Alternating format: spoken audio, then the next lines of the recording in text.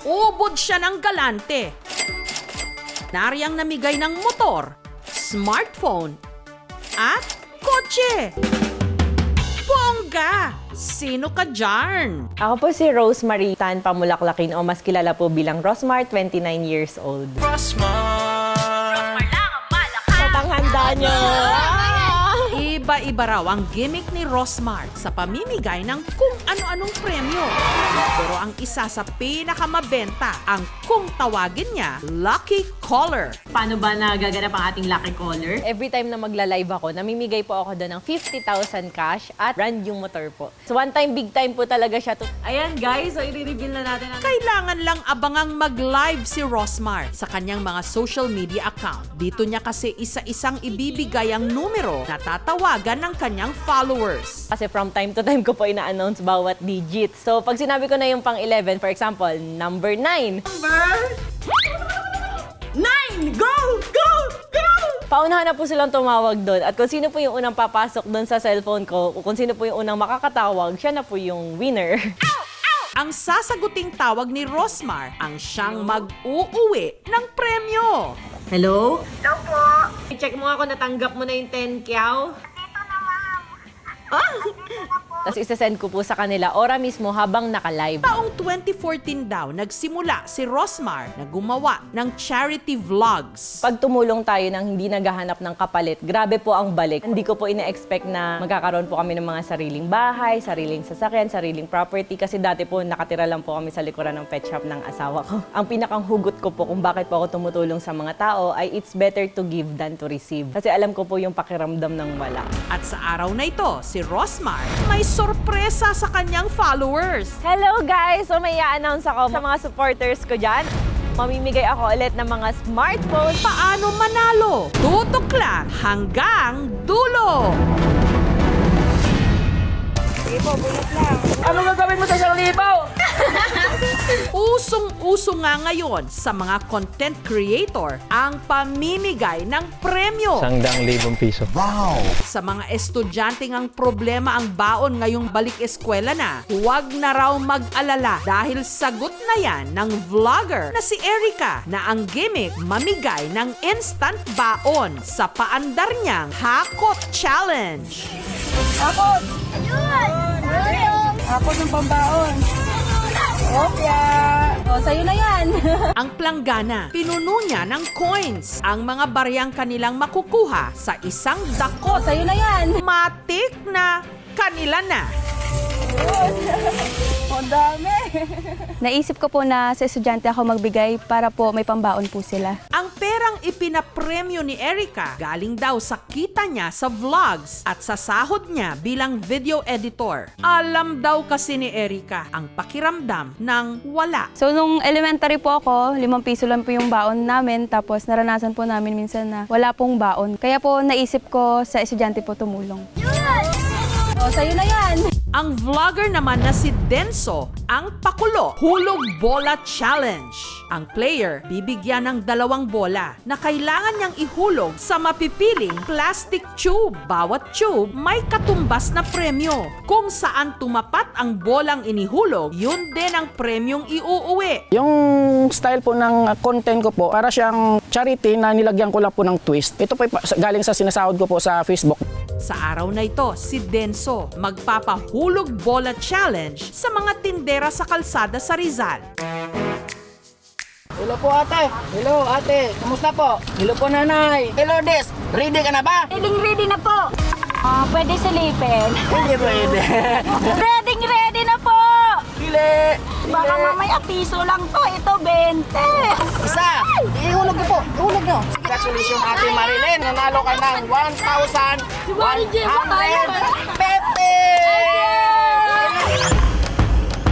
Nanalo po kayo ng 1,100. Pandagdag ng puhunan natin Lourdes.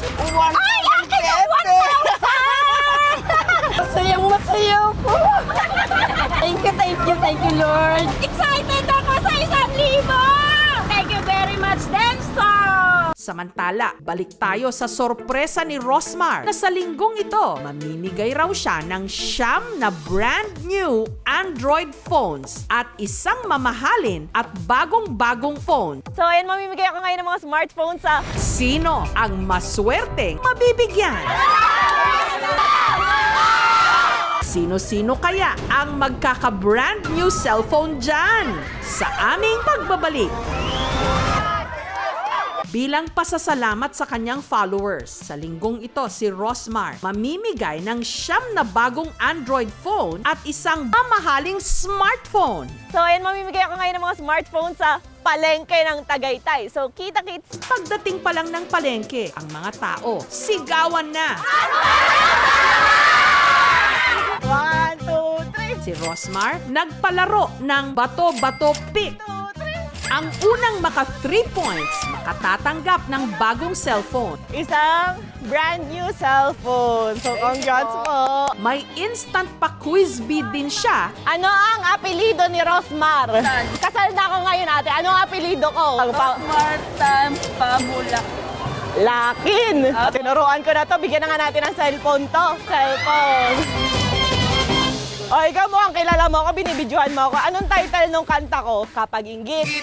Pwede pumikit, lalo na kapag hindi nyo kaya ang legit. Manalamin. Sadya, may cellphone ka! Congrats! I-spelling mo ang Rosmar gamit ang nguso mo. Kunyari, argan to. 1, 2, 3, go!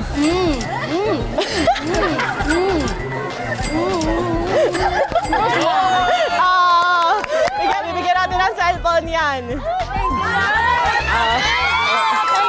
Salamat po kay Rosmar. Mapapalitan sa cellphone kong basag. Eto na! Pero ang pinaka-inabangan, sino ang mananalo ng mamahaling cellphone? Ready na ba kayo sa Bring Me natin? Itaas ang kamay! Okay, bibigyan ko ng brand new smartphone ang makakapagdala sa akin ng... Kailangan isang tao lang ha.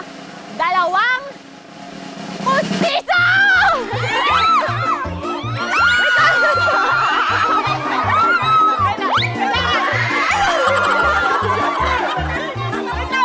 Ang nanalo, ang nanay na ito. Dalawa ba yan? Dalawa nga! Nasakto pang magbo-birthday. Isuot mo muna yung nanay para makapag-usap tayo na maayos. Meron ka ngayong brand new smartphone! Ayan. Ano masasabi mo? Salamat po ng maraming. Sinong malakas?